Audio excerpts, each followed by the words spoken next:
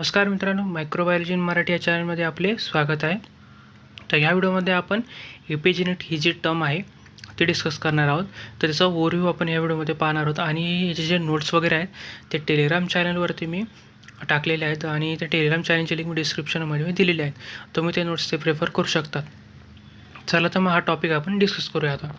तर सगळ्यात प्रथम एपिजेनेटिक्स काय त्याचा आपण पाहूया, त्याचं इंट्रोडक्शन पाहूया. एपिजेनेटिक असा स्टडी आहे की जेणेकरून ज्या सेलमधले जे काही जीन असतात त्याची ॲक्टिव्हिटी ही कंट्रोल केली जाते without the changing the DNA sequence itself. म्हणजे एपिजेनेटिक्समध्ये असा स्टडी केला जातो, जे काही सेल असतात त्यातले जे काही जीन वगैरे असतात त्याची ॲक्टिव्हिटी ही चेक केली जाते, जेणेकरून जे काही DNA सिक्वेन्सला चेंज न करता जे काही जीनची ॲक्टिव्हिटी काय आहे आणि त्याचं कंट्रोल वगैरे पूर्ण याच्यामध्ये स्टडी केला जातो. It is a study of how gene are turn on and turn off. आणि ह्या प्रोसेसमुळे जे काही जीन्स असतात त्याचं जे काही प्रोसेस आहे ती कशी एक्सप्रेस होते, तसंच त्याची जी काही पूर्णपणे सप्रेस कसं होते, म्हणजे त्याची जीनची फंक्शन हे ऑन कसं होते आणि जीनचं फंक्शन हे ऑफ कसं होते, ते पूर्णपणे स्टडी ह्या एपिजेनेटिक्समध्ये या फील्डमध्ये केला जातो. तर आता याच्यामध्ये 3 मेन कन्सेप्ट येतात एपिजेनेटिक्समध्ये. पहिली आहे DNA मिथायलेशन. तर ही जी काही DNA मिथायलेशन ही जी काही प्रोसेस आहे ती मोस्ट कॉमन जे मॉडिफिकेशन आहे एपिजेनेटिक्समध्ये.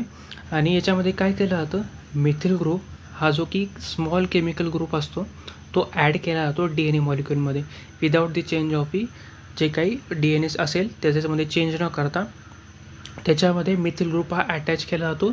आणि मिथायलेशन काय करतं, त्या जीनला सायलेन्स करतं किंवा जर त्याचं जे काही जीन एक्सप्रेशन असेल त्याला प्रिव्हेंट करण्यासाठी मदत करतं.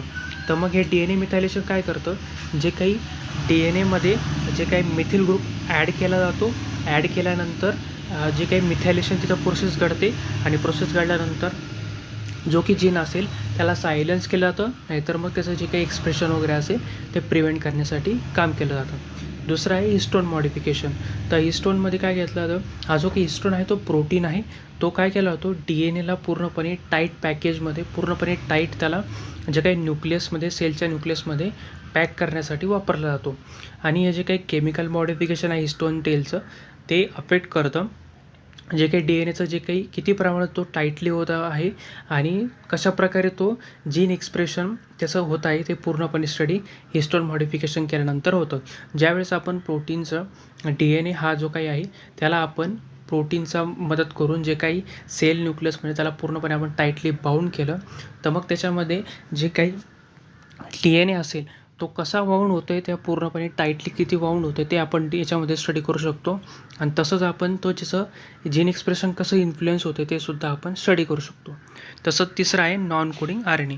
आणि हे जे काही RNA मॉलिक्यूल असतात डोंट कोड फॉर प्रोटीन, आणि हे जे काही नॉन कोडिंग RNA असतात ते प्रोटीनमध्ये कन्वर्ट होत नाही, कारण की आपल्याला प्रत्येकाला माहिती आहे सेंट्रल डोग्मा काय आहे, DNAचं कन्व्हर्जन RNAमध्ये होतं, RNAचं कन्व्हर्जन पुढे जाऊन प्रोटीनमध्ये तयार होतं. पण हे जे काही नॉन कोडिंग RNA असतात त्याच्यापासून प्रोटीन तयार होत नाही. आणि याचा काय यूज केला जातो, ते डायरेक्टली DNA आणि हिस्टोनसोबत इंटरॅक्ट होतात आणि जे काही जीन एक्सप्रेशन वगैरे असेल त्याला रेग्युलेट करण्यासाठी वापरले जातात. तर हे त्याच्यात 3 मेन कन्सेप्ट आहेत एपिजेनेटिक्समध्ये. आणि हे जे काही एपिजेनेटिक्स आहे ते जे काही 4 ते 5 जे काही फॅक्टर आहे त्याच्यामध्ये चेंजेस वगैरे किंवा त्याच्यामध्ये जे काही कॉजेस वगैरे आपल्याला पाहायला मिळतं. पहिलं आहे डाएट. जर आपण डाएट वगैरे नीट नाही घेतलं तर आपले जे काही एपिजेनेटिक्स असेल किंवा जीनमध्ये थोड्याफार प्रमाणात प्रॉब्लेम होऊ शकतो, किंवा जास्त प्रमाणात एक्सरसाइज करत असेल तर त्याच्यामुळे सुद्धा सप्रेस होण्याचे चान्सेस जास्त असतात. किंवा जर एखाद्या टॉक्झिनसोबत किंवा एखाद्या पेस्टिसाईड म्हणू द्या किंवा एखादा केमिकलसोबत जर आपली बॉडी जर इंटरॅक्ट झाली असेल किंवा कॉन्टॅक्टमध्ये आली असेल तर त्यावेळेससुद्धा त्याच्यामध्ये चेंजेस होतात आणि आपली जे एपिजेनेटिक्स आहे किंवा जीनचं जे काही फंक्शनिंग वगैरे असेल त्यात म्युटेशन घडून येऊ शकतं केमिकलमुळे आणि त्याच्यामध्ये चेंजेस येऊ शकतात. तसंच जर आपण पाहिलं एजिंगमुळे सुद्धा, म्हणजे जास्त वृद्ध होत असेल तर त्याच्यामुळे सुद्धा हे जे काही एपिजेनेटिक्सवरती आपल्याला जे काही परिणाम झालेला पाहायला मिळतो. तसंच स्ट्रेस वगैरे जास्त असेल या त्या पर्सनला त्याच्यामुळे सुद्धा जे काही जीन्स वगैरे ते आपल्या हे जे काही एपिजेनेटिक्सवरती परिणाम होतो. तर त्याच्यामध्ये 2 मेन चेंजेस आपल्याला पाहायला मिळतात. ट्रान्झिएंट, त्याच्यामध्ये काय जातं, हे जे काही चेंजेस वगैरे असतात ते शॉर्ट पिरियडसाठी किंवा थोड्याफार प्रमाणामध्ये आपल्याला पाहायला मिळतात. पण हे जे इरिटेबल हे जे काय आहे ते चेंजेस पूर्णपणे पास होत जातात. जे की डॉटर सेल वगैरे असतील किंवा सेल डिव्हिजनपासून जे काही ह्याच्यामध्ये जर चेंजेस वगैरे झाले असतील तर मग ते फ्युचर जनरेशनमध्ये सुद्धा याच्यामुळे एपिजेनेटिक्समध्ये प्रॉब्लेम होतात. तर हे चेंजेस त्याच्यामध्ये होतात. त्याच्यावर जर आपण जर पाहिलं हे जे एपिजेनेटिक्स आहे ते फील्ड आता सध्याला यंग आहे. म्हणजे सध्याला त्याच्यामध्ये जे काही सायंटिस्ट आहेत ते सध्याला वर्किंग करत आहेत. पण आपण जर पाहिलं तर याचा पोटेन्शियल कुठे कुठे जर रिव्होल्युशनमध्ये किंवा ह्युमन हेल्थमध्ये, तसंच डायरेक्ट डिसीज कसा कॉज होतो आहे एखाद्या ह्युमन पर्सनला, ते सगळं आपण स्टडी याच्यामुळे करू शकतो.